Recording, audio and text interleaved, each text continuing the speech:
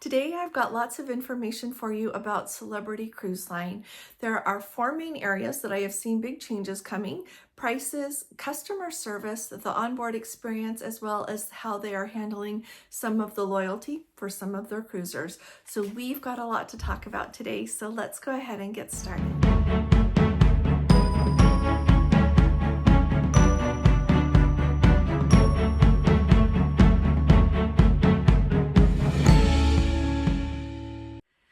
Hi there, this is Allison with Let's Go Travel Tips, and today is Saturday. It is January 6th of 2024. If you haven't subscribed to our channel yet, we'd love to have you with us. And if you appreciate these updates, please give me a thumbs up on this video. I really appreciate it. So there has been a lot in commotion going on with Celebrity for a while. And yesterday I saw Don Terrace over at Don's Family Vacation.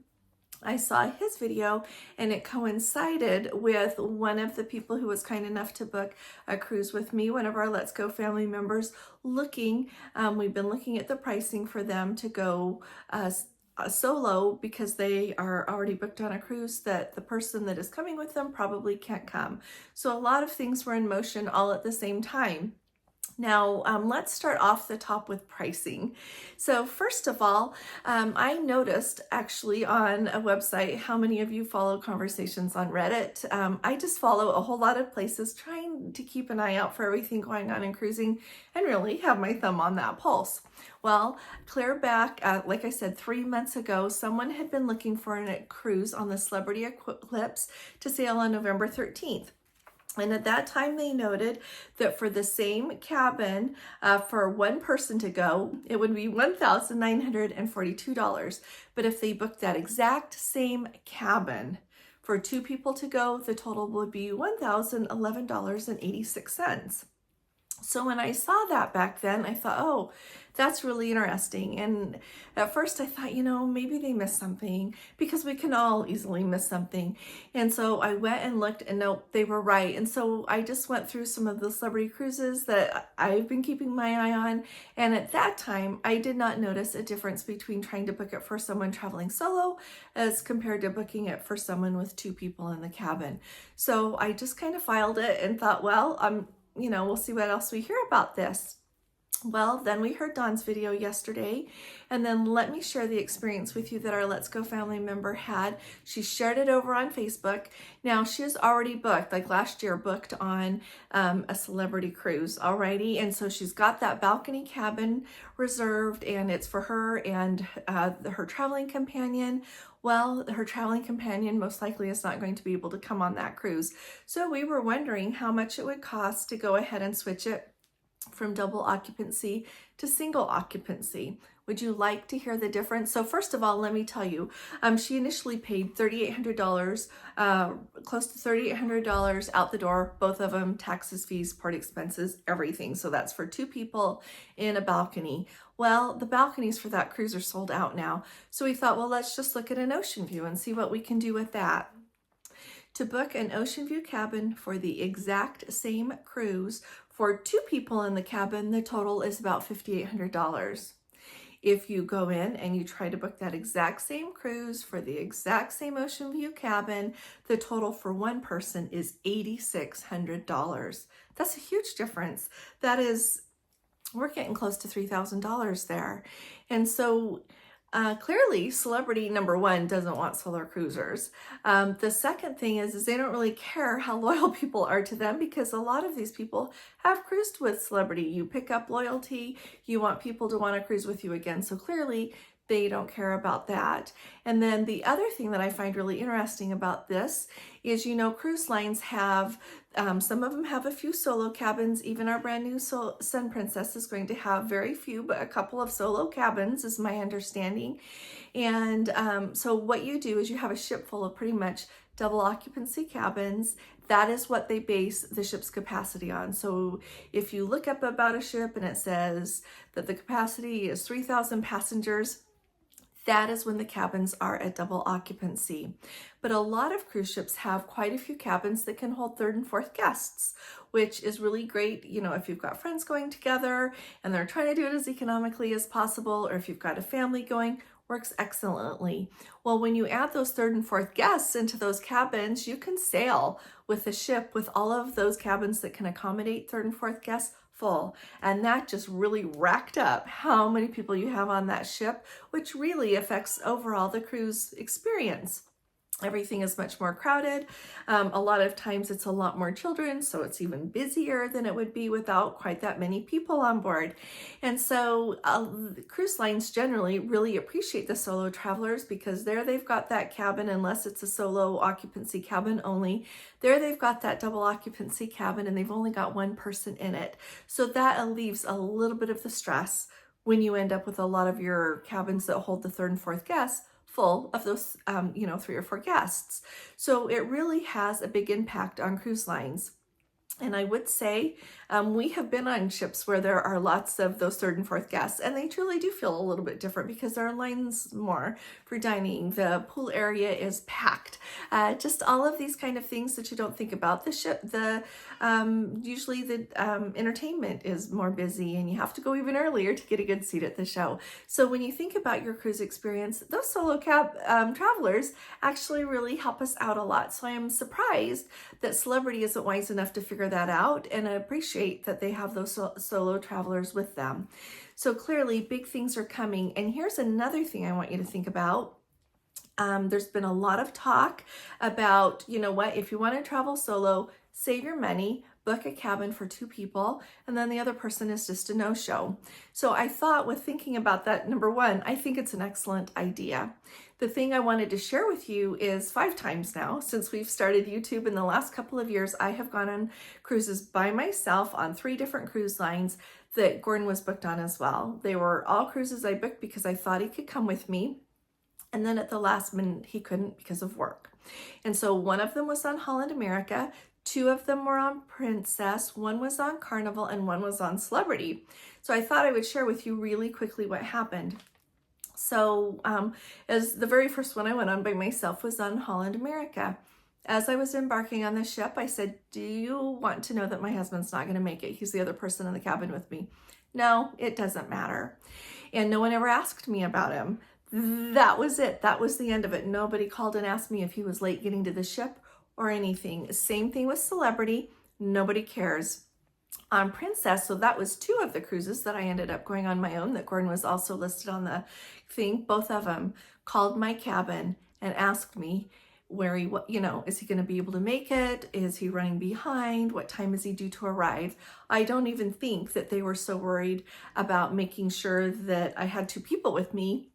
I think it was more of a thing. They were keeping track of their guests who were coming and wanted to know if his flight was late. That's how it seemed to me. And when I just said, oh, he's not able to make it, they expressed, their sorrow that he wouldn't be able to join me, and we were done. On Carnival Cruise Lines, no one asked me about that either.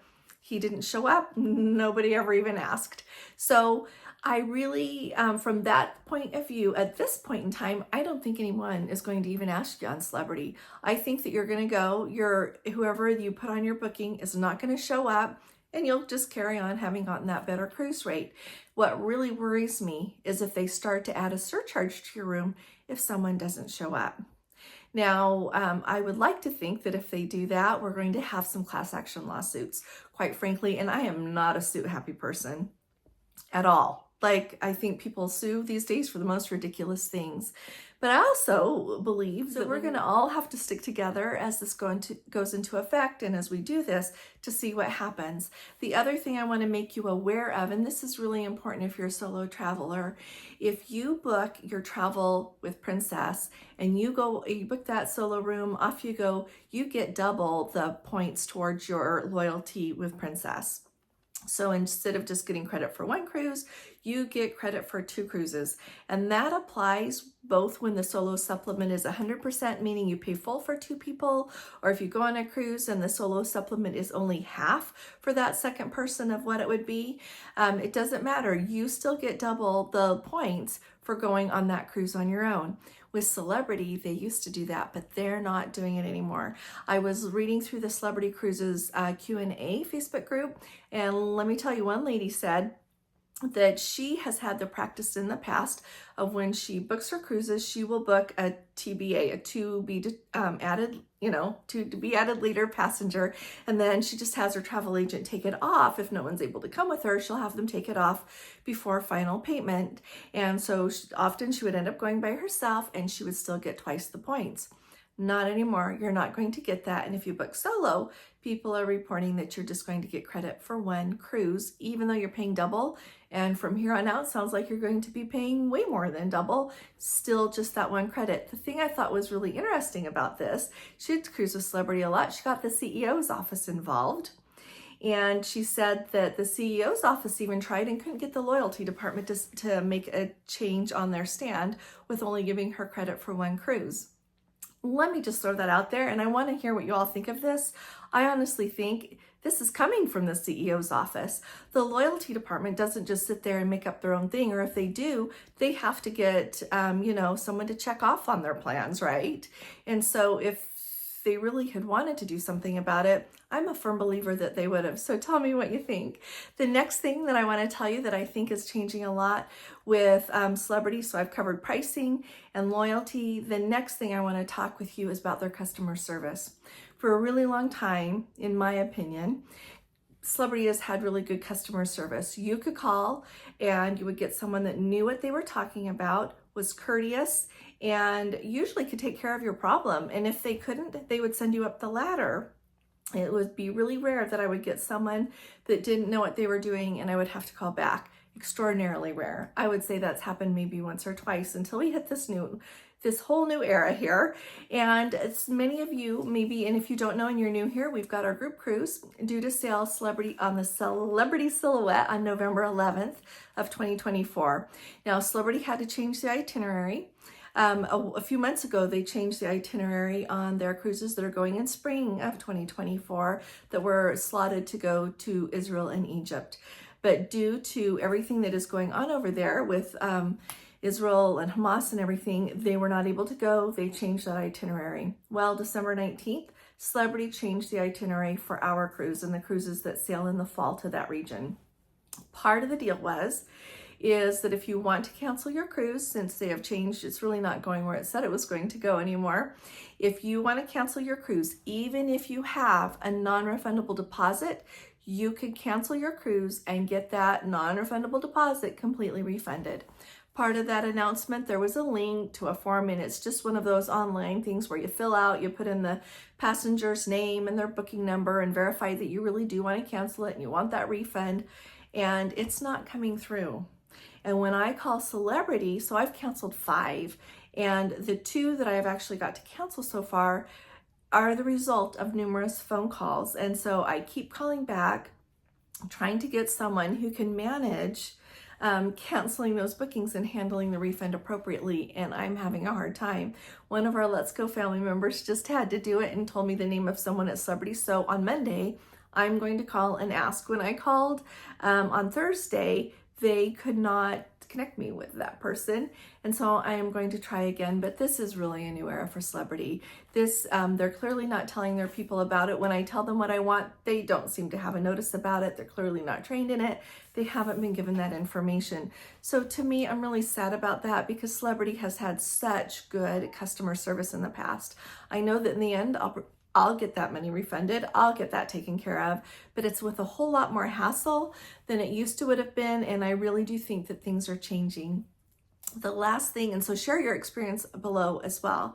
Another quick note about Celebrity, and I'm really sad about this actually because I really enjoyed my cruises on Celebrity, and we're going to talk about some ideas also that I've got for things to consider.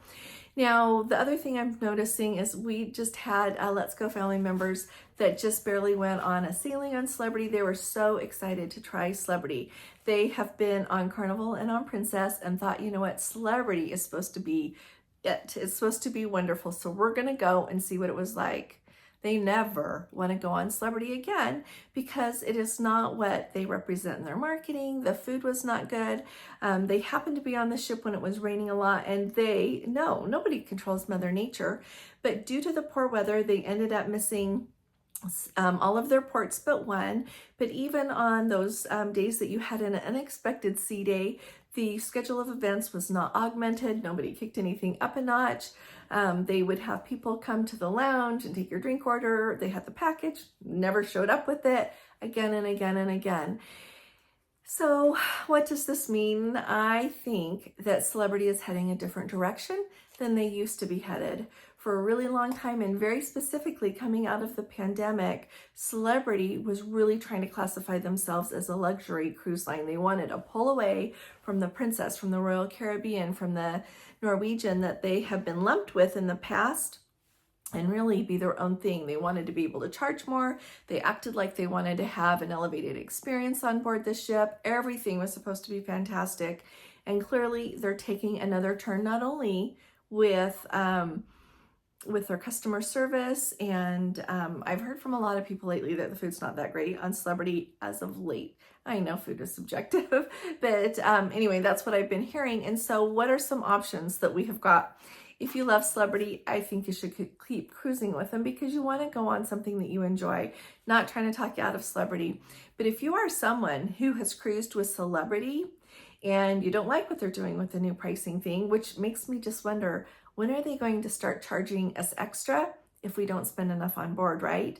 Because if they're charging extra because we're not spending as much on board when we're only one person, what happens when they set a quota for 2 people who are on a sailing and they don't spend as much as Celebrity hopes she'll spend on board? Like, what's next?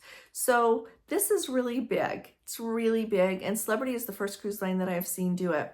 I get the impression that the other cruise lines are wise enough and appreciate having those solar cruisers on board for the reasons I've already told you. So if it were me, I would definitely look at other cruise lines. I would take a good hard look at Princess. Overall, a very similar cruise experience, and the crew is even happier on Princess as a general rule, so I would think that. But then I would take a look at the Norwegian. If you go by yourself, heavens, take a look and see if you can get a better fare and go where you want to go. I think that depending on what kind of experience you like, talk to your travel agent would be my recommendation, and kind of submit what you want to experience on board, and they'll do their best to help you figure out what the best option would be. But I think Princess is a really good option compared with, I've been on Norwegian and Carnival and Royal Caribbean and Princess, and I would say that out of those, that's who I would probably choose. I would start with Princess. If you want that big ship experience, going to your private island as well, give Royal Caribbean a try. Norwegian's a good option as well. So lots to think about today. So tell me in the comments what you think about all of this, the direction that you think Celebrity is trying to go. When I think of Celebrity, I think of when they tried to sell their chocolate chip cookies for $2 a piece. I think of not that long ago when they made it so that they're not non-refundable deposits forever. It had been that they're non-refundable deposits. If you ended up having to cancel, it turned into a future cruise credit. When you booked your next ship and sail date, they would take $100 a passenger out of that as the fee, and then give the rest of it back to you as future cruise credit to apply to that booking, the new one that you made. Nope, not anymore, non-refundable. You're really not getting that back. And then we've got the thing with the all-included package, and we just took out the gratuities, saying that people only wanted the Wi-Fi and the beverage package. That's crazy. I noticed that the cost for it didn't drop. They just include less. And so things are really changing, aren't they? So tell me are you going to sail on Celebrity in spite of all of this? It's just fun to hear. There's not a right and a wrong answer. We're all going on vacation and we all get to go on a cruise, and I think we should do it in the way that we will enjoy the most. So I really appreciate reading your comments. Thanks so very much for being here with me, and I'll be talking to you all again really soon. You all take really good care. God bless you. Love you. Bye-bye.